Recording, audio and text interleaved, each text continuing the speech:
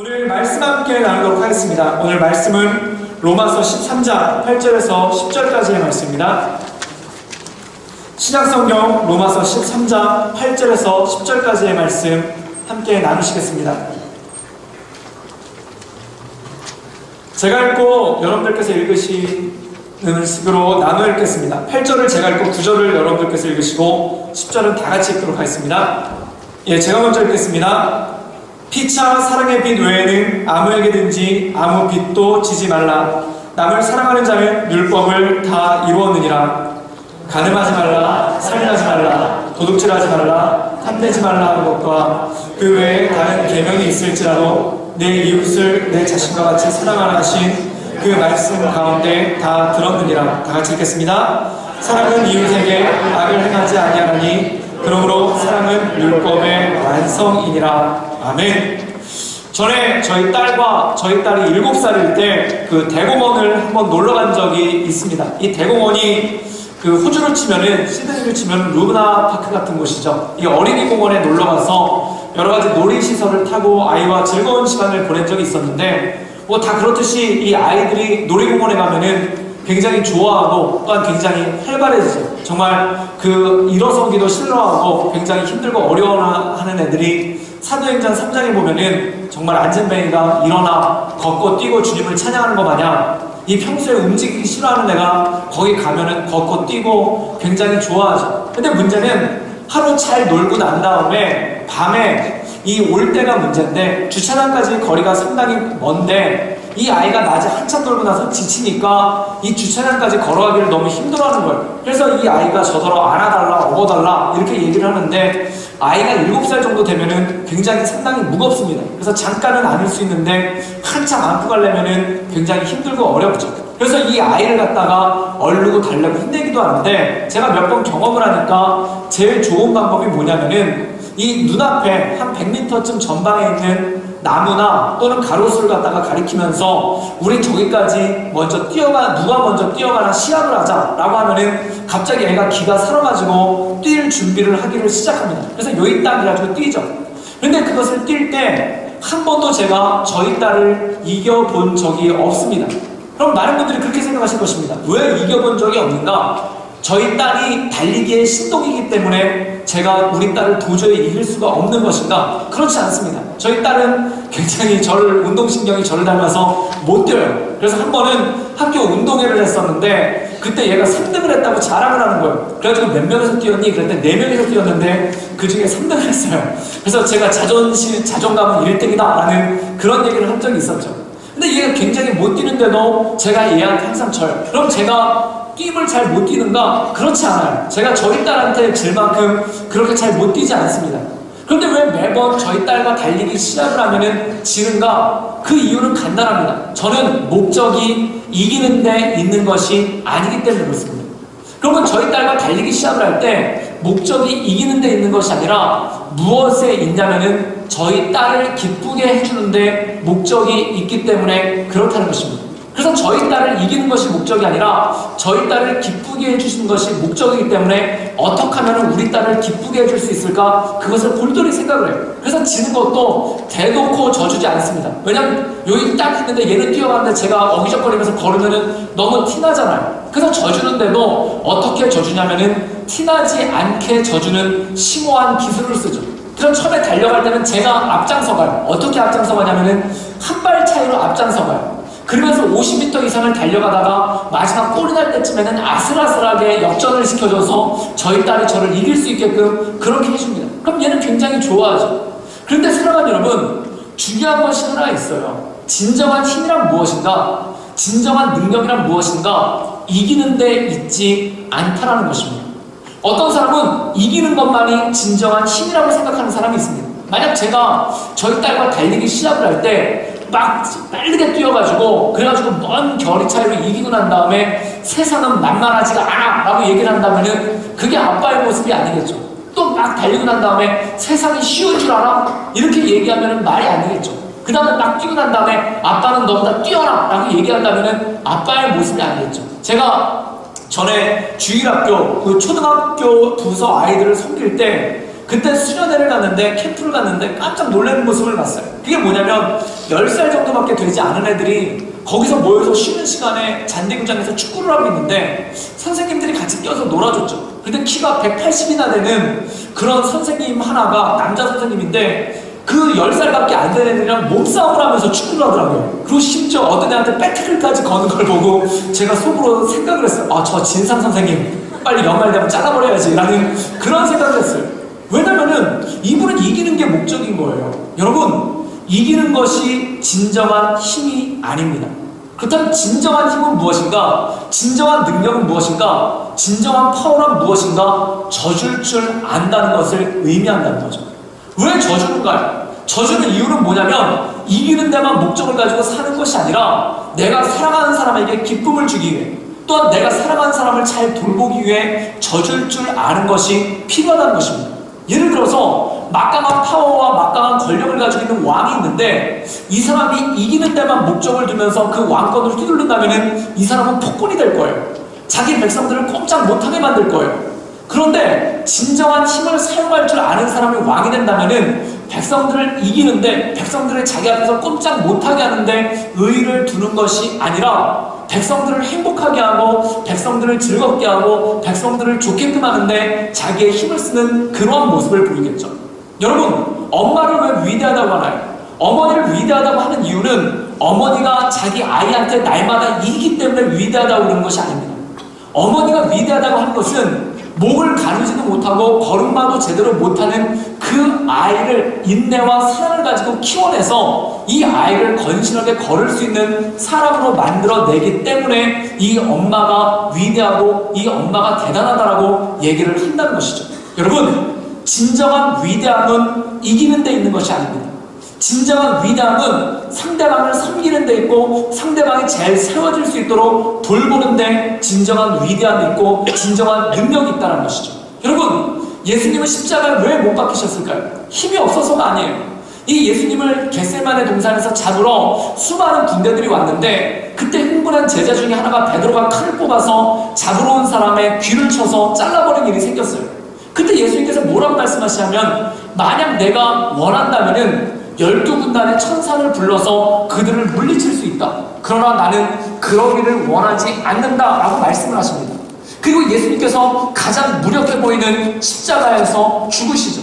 그것은 무엇일까요? 예수님이 힘이 없어서 또는 힘을 사용하지 못해서가 아니라 이 모든 사람들을 섬기고 그들을 온전히 세워나갈 수 있는 그 모든 것들을 바라셨기 때문에 그런 것이 아니겠습니까? 어떤 사람들이 이렇게 얘기합니다. 예수님이 지옥을 보여준 다음에 너희들 나를 안 믿으면 다 지옥에 보내겠다라고 협박하듯이 예수님을 믿게 했다면 이 세상에 안 믿을 사람이 누가 있겠습니까? 그런데 예수님께서 이 세상의 사람들을 변화시키고자 하는 것은 힘을 사용해서 또한 그들에게 겁을 먹게 해서 변화시키는 것이 아니라 그들을 돌봄을 통해서 세워나가시기를 원하셨다는 것이죠. 여러분, 진정한 힘은 나무를 도끼로 쳐서 자르는 것이 진정한 힘이 아닙니다. 진정한 힘은 연약한 씨앗에 불과하고 또한 연약한 작은 나무에 불과한 그 나무를 돌보고 물을 줘서 큰 나무로 거목으로 자라날 수 있게끔 하는 것이 진정한 힘이고 진정한 능력이라는 것이죠. 그렇다면 이 돌볼 수 있는 능력이 무엇인가? 바로 사랑이라는 것입니다. 여러분, 사람에게 상처 주는 것은 너무나 쉬운 일입니다. 정말 사람에게 상처 주는 일은 너무나 쉬워요. 그런데 사람을 돌보고 사람을 세워나가고 그 사람이 하나님 말씀 가운데 온전하게 세워나갈 수 있도록 만드는 것은 굉장히 힘들고 어려운 일이죠. 그런데 진정한 힘은 무엇인가? 사람을 쓰러뜨리는 것이 아니라 사람을 세워주고 부족하고 연약한 사람이 하나님의 말씀 가운데 온전히 세워나갈 수 있도록 만들어가는 것이 바로 사랑의 본질이라는 것입니다. 여러분, 교회는 무슨 공동체인가? 돌봄의 공동체입니다. 세상은요, 경쟁을 시켜요. 세상은 경쟁을 시킨 다음에 경쟁에서 이기지 못한 사람은 가차없이 쳐내는 것이 바로 세상이에요. 세상은 힘의 논리예요. 세상은 이기는 논리예요. 그러나 하나님의 말씀을 가지고 있는 교회는 무엇인가? 이기는 논리가 아니라 돌봄의 논리고 이기는 논리가 아니라 섬김의 논리가 그 가운데 있다는 것입니다. 그래서 오늘 사도 바울은 진정한 교회의 모습에 대해서 얘기를 하고 진정한 성도의 모습에 대해서 얘기를 하면서 교회란 무엇인가, 그리고 우리가 그 안에서 서로 사랑해야 될 것이 무엇인가에 대해서 말씀하시는 것이 이 말씀의 내용입니다. 우리 13장 8절의 말씀을 읽겠습니다. 우리 다 같이 한번 읽겠습니다. 우리 다 같이 읽겠습니다. 피차 사랑의 빛 외에는 아무에게든지 아무 빛도 지지 말라. 남을 사랑한 자는 율법을 다 이루었느니라. 오늘 말씀 가운데 보면은 이 사도 바울이 사랑을 무엇에 빗대어서 얘기하냐면 빛에 대해서 얘기하고 있습니다. 여러분, 빛은 무엇일까요? 빛은 남에게 빌려준 것, 즉 내가 남에게 빌림을 받은 것을 바로 빛이라고 얘기를 합니다. 그런데 빛의 특징은 뭘까요? 이 빛의 특징은 첫 번째, 반드시 갚아야 된다는 것입니다. 빚을 반드시 갚아야 하는 것과 마찬가지로 성도들은, 예수님 믿는 사람들은 사랑하는 것이 당연하다는 것이죠. 또 빚의 특징은 무엇일까요? 나에게 없기 때문에 남이 줘야 된다는 것이죠. 돈을 빌려면 왜 돈을 빌릴까요? 나에게 돈이 없기 때문에 돈을 빌리는 것이 아니겠습니까? 즉 사람도 마찬가지입니다. 내 스스로가 있는 것이 아니라 나에게 없는 것이기 때문에 다른 사람으로부터 받아야 되는 것이고, 또한 다른 사람에게 없는 것이기 때문에 내가 주어야 되는 것이 바로 사랑의 특징이라는 것입니다. 제가 아직 호주의 통계는 보지를 못했는데 한국에 이런 통계가 있어요. 2010년도 통계인데 그게 뭐냐면 한국의 자살률입니다. 한국에서 얼마나 많은 사람들이 자살을 했는가에 대한 통계가 2010년도 통계가 나왔는데 놀라워요. 그게 뭐냐면 33분마다 한 명이 자살을 한다고 합니다. 한국에서 33분마다 한 명이 죽는다고 해요. 즉 우리가 지금 예배들을 드리고 있는데 이 예배들이 지난 1시간 반 정도 예배를 드려요.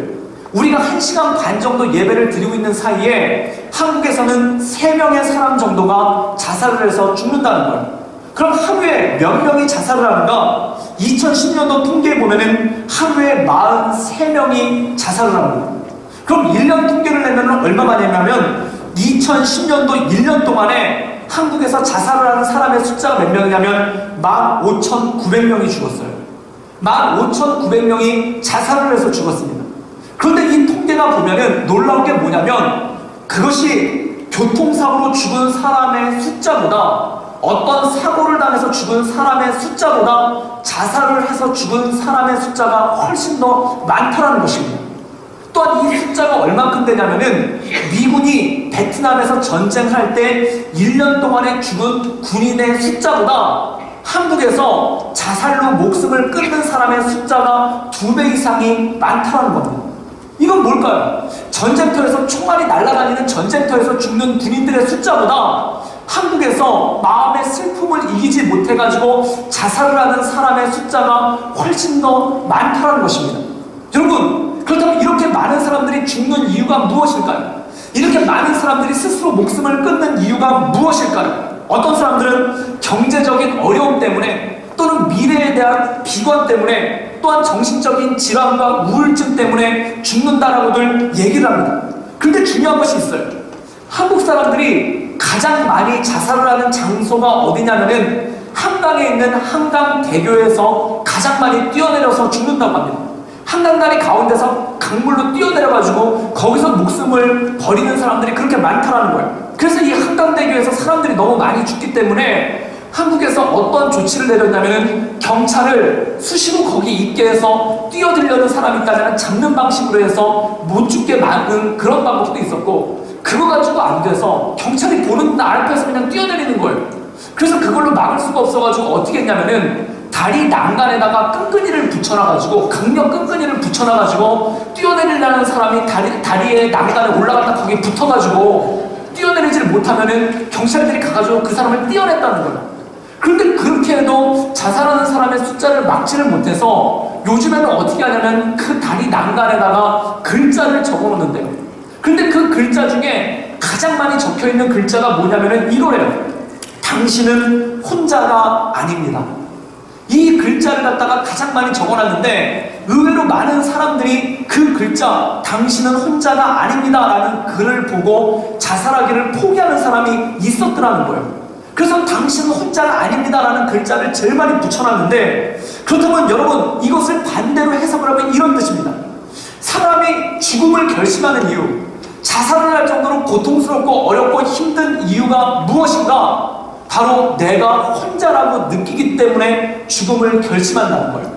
물질의 어려움이나 또는 어떤 정신적인 질환이나 또는 삶의 고통과 미래에 대한 불확실성도 있지만 그 모든 것들의 근본적인 이유는 뭐냐면 내가 혼자라고 느낄 때, 한마디로 얘기해서 외로울 때, 고독할 때, 그때 죽음을 결심하게 된다는 것입니다.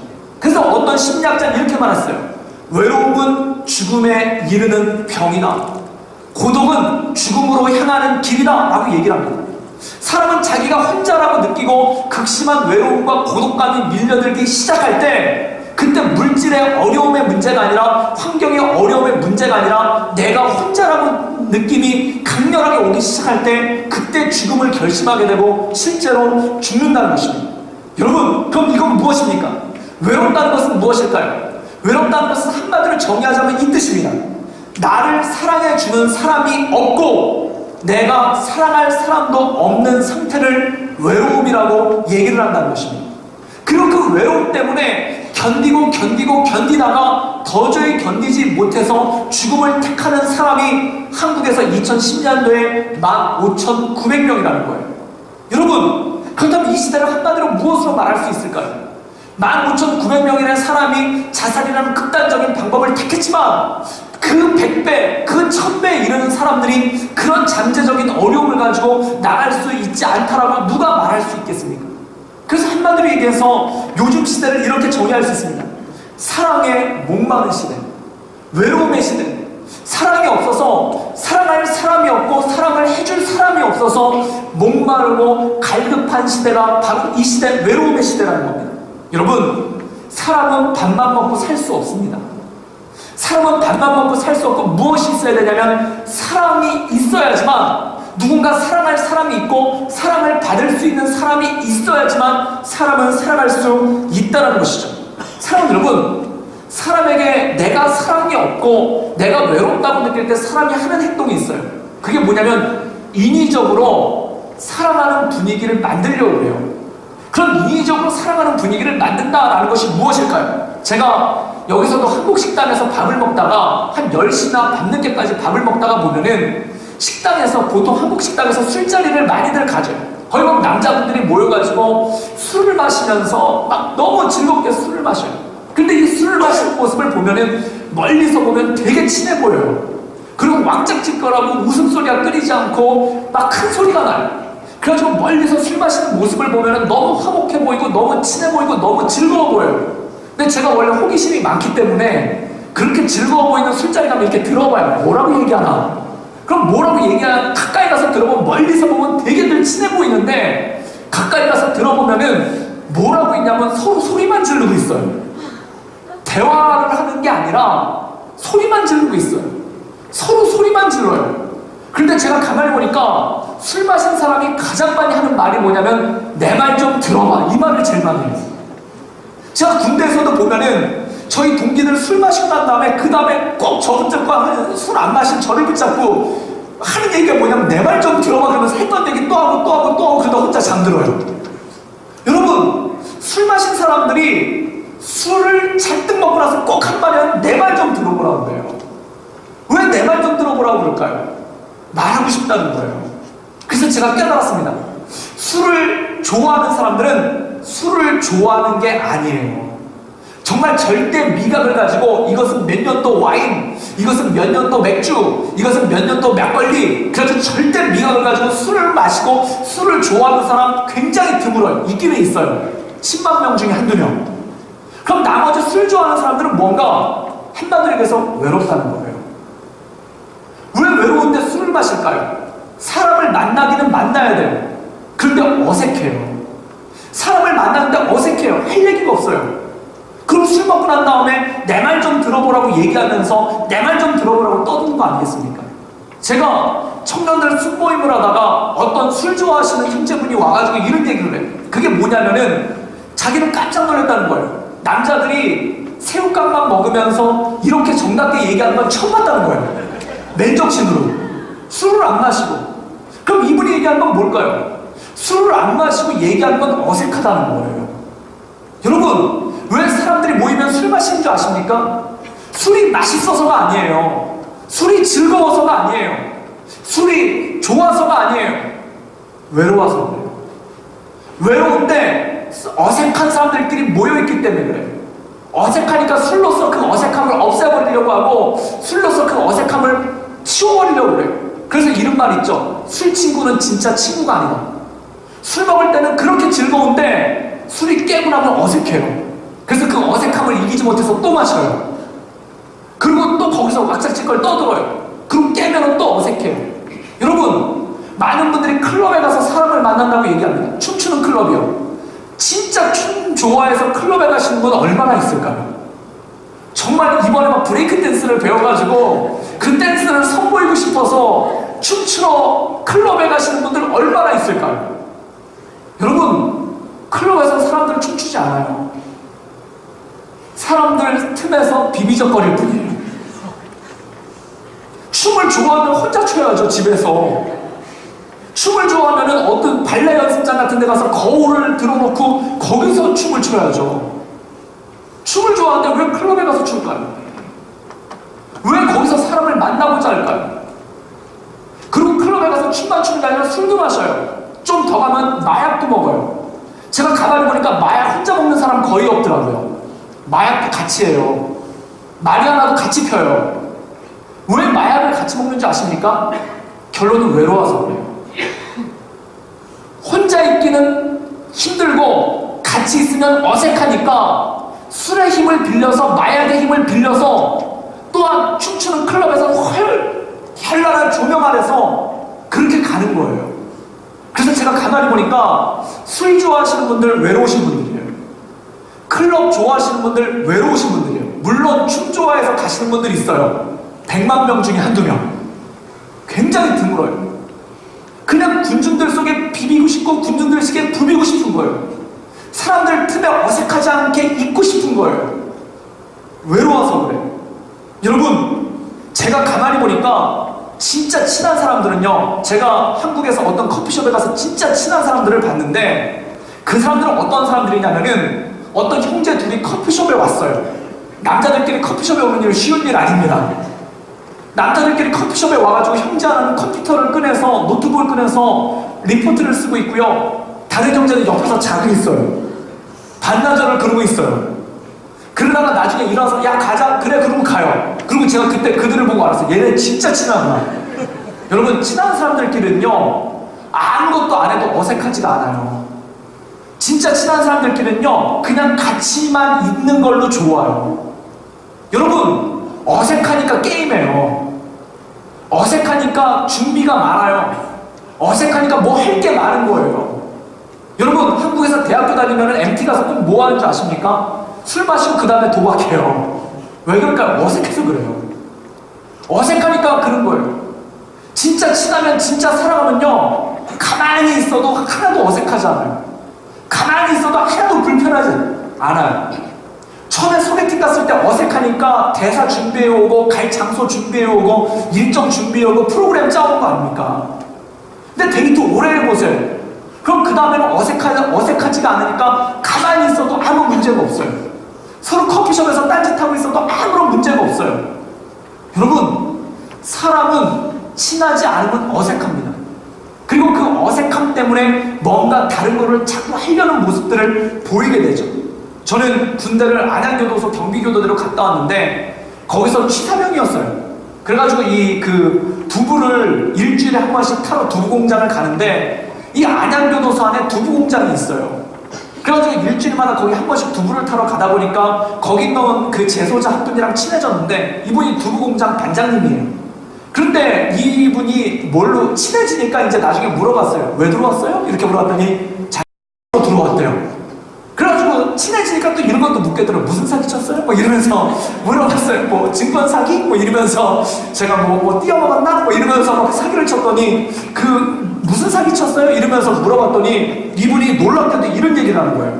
자기는 돈으로 사기를 친 게 아니라는 거예요. 그럼 뭘로 사기를 쳤느냐? 라고 물어봤더니 자기는 사기를 치는 사람이 아니에요. 죄목은 사기범이지만 자기가 한 죄는 사람을 위로해준 죄밖에 없다는 거예요.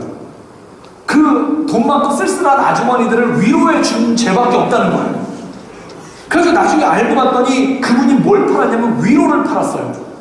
그리고 그분의 직업이 뭔가 봤더니 제비족이에요. 그래서 돈 많으신 아주머니들이랑 같이 놀아드리고 그러면서 이렇게 접근하는 카사노바 플레이보이 같은 사람이죠.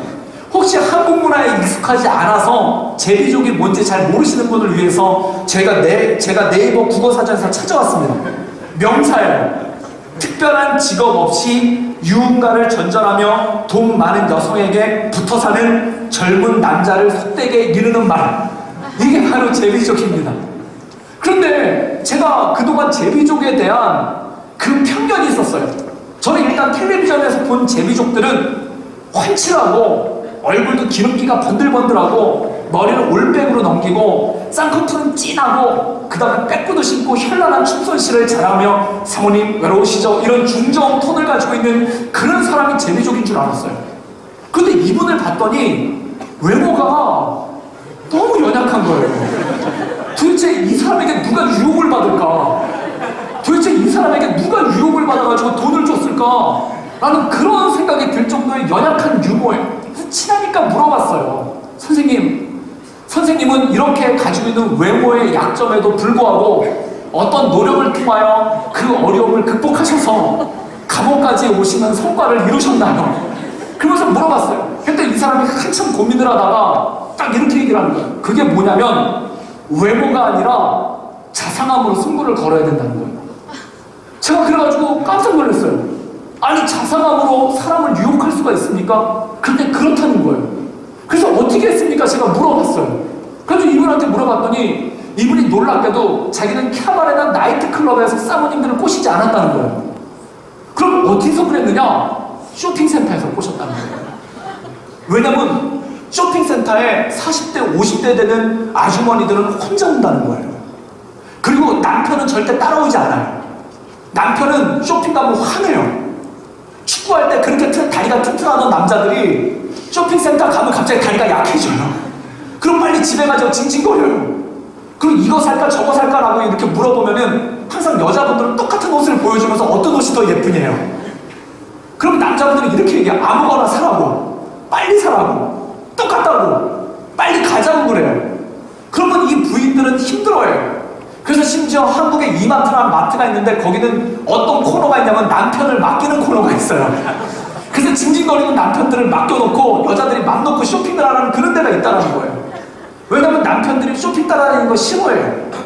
그런데 이 제비업에 종사하시는 이분은 어떻게 하냐면 그 쇼핑센터를 따라다니면서 이게 예뻐요 저게 예뻐요 그러면 이것은 귀엽고 저걸 입으시면 우아할 겁니다. 이러면서 두 번을 다 사겠다는 거예요. 그 짐도 들어주고 그 다음에 옷 고를 때 같이 골라주고 쇼핑할 때 같이 골라주고 들어주고 그 다음에 친절하게 얘기해주고 그 다음에 커피 마시면 이렇게 설탕 해가지고 넣어서 저어주고 그러면서 살았다는 거예요. 그래서 이분이 얘기하는 게 이 자기가 사귀었던 그 유부녀가 자기를 고소한 게 아니라 그 유부녀가 고소한 게 아니라 남편이 고소해서 들어왔고 그 유부녀는 자기를 굉장히 좋아했다는 거예요. 그래서 내가 한 거라고는 정말 그 외로움에 빠지신 분들에게 약간의 수수료만 받고 그분들을 섞인 죄밖에 엉덩하면서 막 두부공장에서 막 성토를 하는 거예요. 근데 여러분 그 돈 많으신 아주머니가 이 사람이 제비족인 걸 몰랐을까요? 알았어요. 제비족인 거 모르지 않아요. 지금 돈 많은 여성한테 붙어가지고 돈 뜯어내려고 와 있는 제비족인 거 모르지 않아요. 그런데 왜 데리고 다녔을까요? 그 이유는 사람이 외롭잖아요. 돈 주고라도 자기를 칭찬해주는 사람을 사고 싶어요. 사람이 자기가 외롭잖아요. 돈 주고라도 자기와 함께 해줄 사람을 사고 싶어요. 사람이 외롭잖아요. 그러면 돈 주고라도 나를 칭찬해주는 사람을 옆에 두고 싶어요. 한국에 가면요 룸사롱이라는 데가 있습니다. 그 룸사롱은 굉장히 많은 여성들이 남자분들에게 술을 따라다니면서 사장님 옷가 그러는데 근데 거기 그 룸사롱을 즐겨가시는 분을 제가 한번 만나서 얘기를 했어요. 왜 갑니까? 어떤 그분이 그런 얘기를 하는 거예요. 술을 좋아하거나 거기 있는 여성들을 성적으로 좋아해서 가는 사람들도 물론 있다는 거예요. 근데 근데 그분이 뭐 어떤 얘기를 하냐면은 거기 가면 대접받고 온다는 거예요. 그래서 그게 무슨 얘기입니까? 라고 얘기를 했더니 자기 집에 가면은 마중 나오는 사람 아무도 없대요. 현관문을 갖다가 자기 열쇠로 열고 들어가면 집안에서 아무도 자기 방에서 안 나온대요. 그럼 혼자 씻고 그리고 들어가서 잠을 잔대요. 그런데 룸사롱에 가면은 이 아가씨들이 앞에 나와가지고 환영을 한대요. 웰컴을 한대요. 교회 안내팀보다 더 웰컴을 한대요. 그리고 또 하시는 얘기가 뭐냐면은 자기가 집에 있을 때는 자기 호칭이 부인한테는 원수래요. 그리고 이 인간 저 인간이래요. 그리고 애들은 자기 보고 도망간대요. 여러분, 재작년인가 한국에서 어떤 초등학교 2학년짜리가 시를 하나 썼는데 그 시가 사회적인 문제를 가져왔어요. 그 시의 제목이 뭐냐면 아빠는 왜라는 시예요. 그게 뭐냐면 그 시의 내용이 이래요. 엄마는 나를 이뻐해 주신다. 냉장고는 나에게 먹을 것을 준다. 강아지는 나랑 놀아준다. 그런데 아빠는 왜 있는 줄 모르겠다. 그게 아빠는 왜라는 시예요. 정말 자기 존재감이 집에서 어떤 존재인지 드러나질 않는 거예요. 그런데 룸사롱에 가면요, 오빠라고 부른대요. 그럼 룸사롱에 가면 사장님이라고 부른대요. 룸사롱에 가면 거기 있는 아가씨들이 자기들은 멋지다고 부른대요. 그런데 이분이 이 여자들이 왜 그렇게 얘기하는지 왜 모르겠습니까? 진짜 멋져서 진짜 오빠로 생각 그러는 게 아니에요. 돈을 주니까 그래요. 돈을 주니까 오빠라고 불러주고 돈을 주니까 사장님이라고 불러주고 돈을 주니까 멋있다고 그러는 거예요. 근데 이분 얘기가 그래요. 돈을 주고라도 그 얘기를 듣고 싶대요. 돈을 주고라도 친절한 인사를 받고 싶대요. 돈을 주고라도 환영을 받고 싶대요. 여러분, 사람이 외롭잖아요. 그럼 그 외로움을 극복하기 위해서 돈 주고 뭔가를 살려고 해요. 돈 주고 뭔가를 가지려고 해요. 여러분, 왜 그렇습니까? 그 외로움이 견디기 힘드니까 그래요.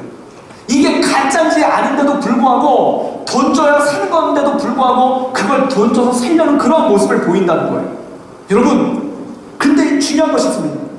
이게 40대, 50대 되는 아빠나 엄마 세대들에게만 해당되는 내용일까요? 20대, 30대 여러분에게는 해당되는 내용이 아닐까요? 여러분, 제가 보면 자매들 중에 나쁜 형제를 좋아하는 사람들이 있어요. 나쁜 남자를 좋아해요. 외로워서 그래요. 어떤 형제들 보면은 불쌍해 보이는 자매를 좋아하는 사람이 있어요. 왜 그럴까요? 외로워서 그래요. 사람의 외로움은요, 그 사랑을 표현하는 방법과 사랑을 받는 방법이 약간 비정상적으로 가요. 그리고 약간 신기한 쪽으로 가요. 약간 희한한 쪽으로 가요. 또 이런 것이 있습니다. 어떤 사람은 자기 외로움을 표현하는데 어떻게 표현하냐면은 이제 자기 스스로를 사랑하기로 했대요. 그래서 광고 문구에 나오죠. 이제 나를 사랑하자. 그래가지고 제가 그 SNS나 페이스북 같은 데 보면은 물론 여기 중에도 그러신 분이 있을지도 모르는데 그분을 제가 타겟으로 얘기하는 게 절대 아닙니다. 오늘도 나는 나에게 선물을 했다. 그래서 뭐 구두 하나 올려놓고 반지 하나 올려놓고 그래. 나한테 선물했대요. 여러분, 선물을 제가 네이버 국어사전에서 찾아봤더니 남에게 고마움을 표시하기 위해 주는 물건이 선물이에요. 남에게 주는 게 선물이에요. 남에게 받는 게 선물이에요. 근데 내가 나한테 했다. 그럼 그건 선물이 아니라 득템이에요. 그냥 아이템을 하나 얻은 거예요, 결과예요. 또 이런 게 있어요. 사람은 스킨십이 필요해요. 그래서 프리허그를 하는 것이 있었어요. 그냥 모르는 사람들끼리 서로 안아주는 거예요. 근데 모르는 사람들이 서로 알아줬는데 이상하게 앉는 사람이 있어가지고 그래가지고 그 다음에 생긴 게 뭐냐면 프리허그를 지나서 셀프허그라는 게 있어요. 그게 뭐냐면은 자기가 자기를 이렇게 안아주는 거예요. 자기가 자기를 이렇게 안아주고 이렇게 두들겨주는 거예요. 잘했다 막 이러는 거예요.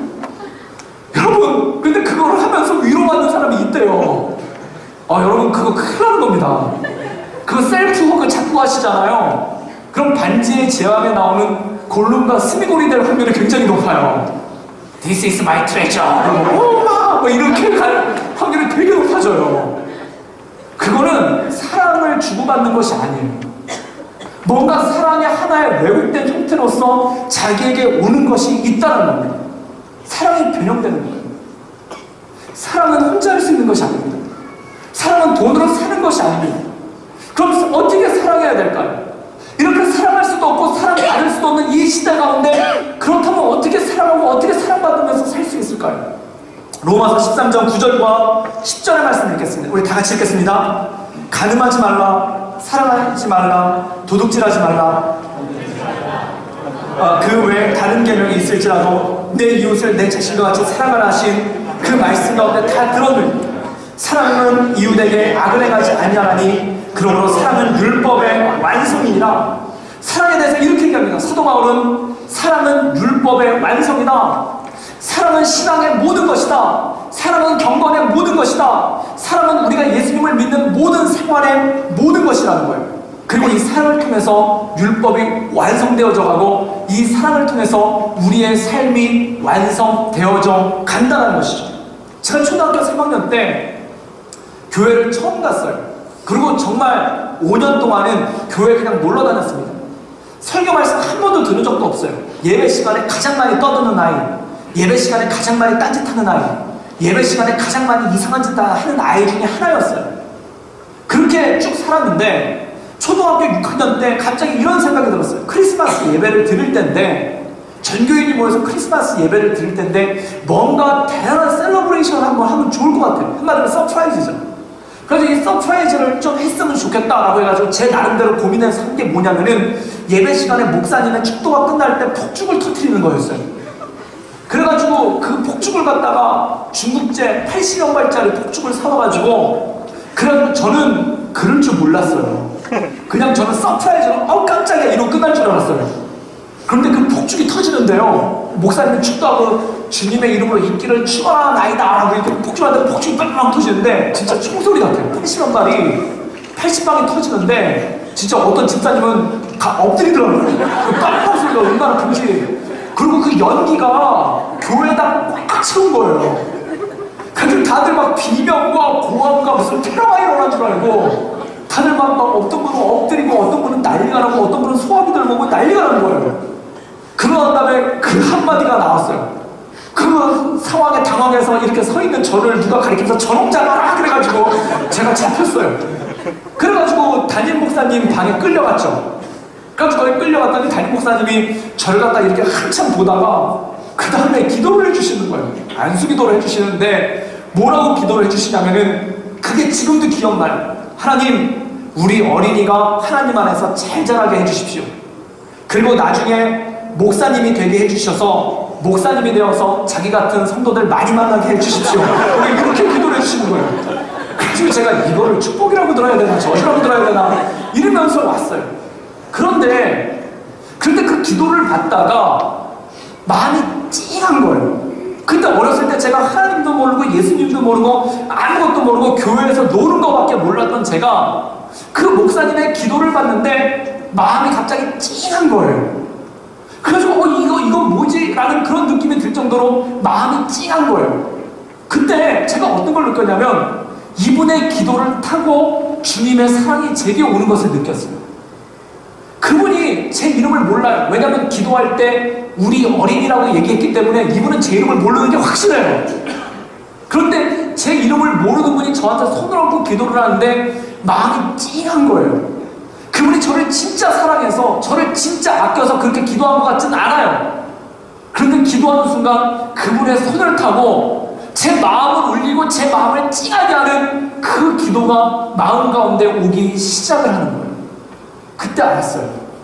사람을 통해 하나님의 사랑이 전해진다는 거예요. 하나님의 사랑을 통해 그 사랑과 사랑이 전해지고 마음이 전해진다는 거예요. 어떤 마더 테레사처럼 또는 슈바이치처럼 사랑이 많은 사람이 나를 품어줘서가 아니라 주님 안에 있는 한 공동체에 있는 그 누군가가 나를 품어줄 때 그것을 통해서 나에게 하나님의 사랑이 전달된다는 것을 알았어요. 제가 한국에서 먼저 섬기던 교회에서 목회를 할 때 목사 안수 받고 나서 얼마 되지 않아서 새벽 예배를 설교를 하게 됐어요. 새벽 예배를 설교를 하는데 한 500명 정도가 모였었죠, 새벽에. 그래가지고 거기서 이제 처음으로 설교를 하는데 3일을 설교를 했어요. 3일을 설교를 하고 났는데 교회 사무실로 메일이 하나가 왔다는 거예요. 근데 그 메일을 보내신 분이 굉장히 그 교회에서 신앙생활을 오래 하시고 그 다음에 신앙생활을 오래 하시고 또한 그 굉장히 그 새벽 예배를 열심으로 기도로 지키시는 분인데 그분이 메일을 보냈다는 거예요. 그래서 사무실에서 그걸 갖다 저한테 포워딩을 해줬어요. 그 사무실에 봤더니 내용이 그거였어요. 요즘에 새벽에 설교하시는 젊은 목사님, 그때 제 나이가 34살이었거든요.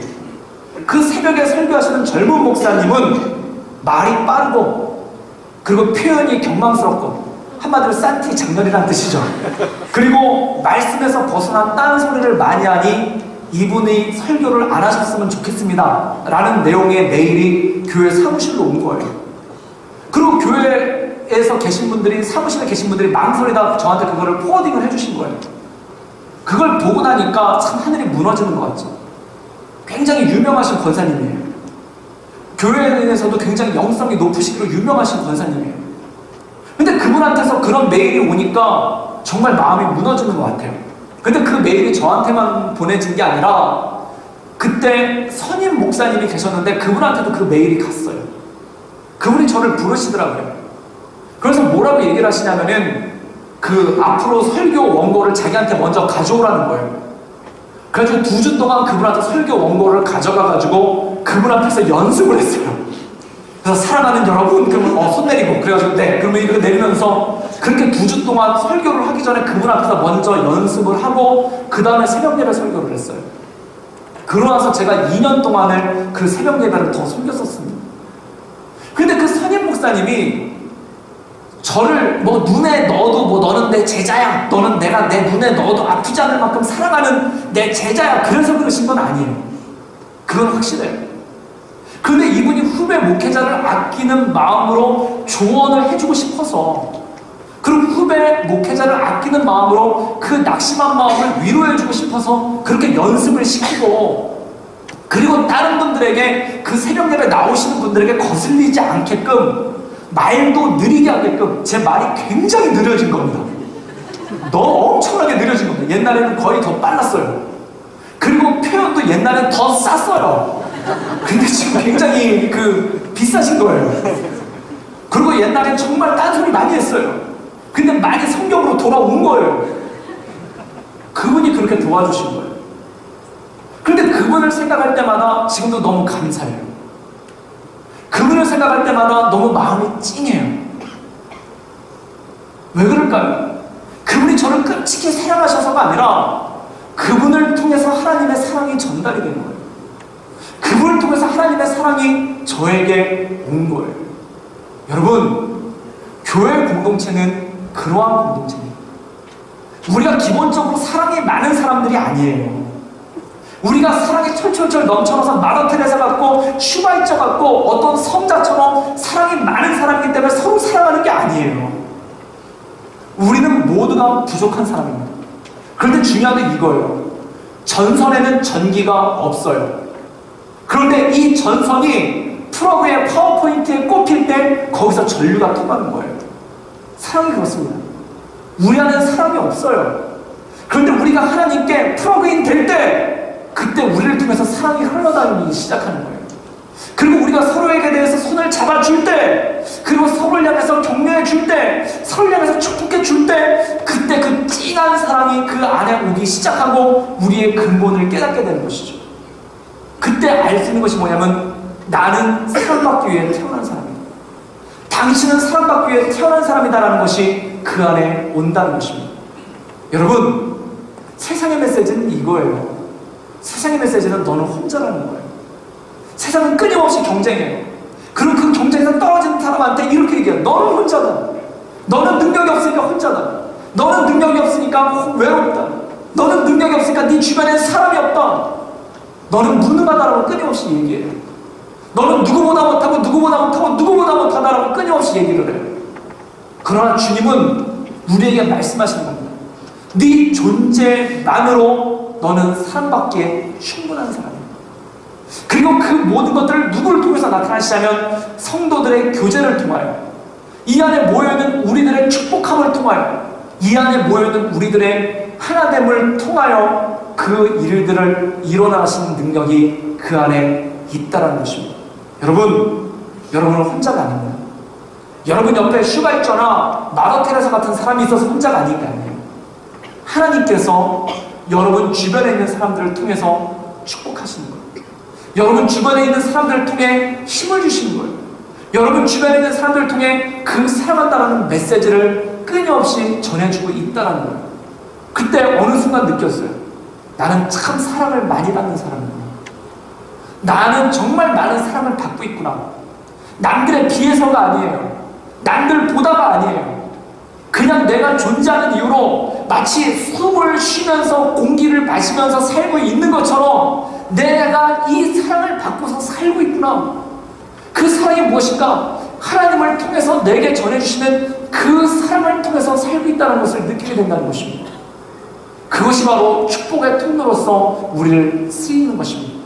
사랑하는 여러분, 여러분 마음 가운데 나는 혼자라는 생각이 가득하다면 그 메시지에 속지 않기를 주님의 이름으로 축복합니다. 여러분은 혼자가 아닙니다. 여러분 주변에 많은 사람들이 있습니다. 그 많은 사람들이 여러분을 100만큼 사랑하지는 않더라도 1만큼 사랑하는 사람이 100명 있습니다. 그리고 그것을 끊임없이 우리에게 전해주고 있고 그 메시지를 하나님께서는 사람들을 통해서 우리에게 끊임없이 알려주고 있다는 것이죠. 그러므로 여러분 말씀 가운데 하나님의 은혜 가운데 늘 승리하며 살아갈 수 있기를 주님의 이름으로 축복합니다.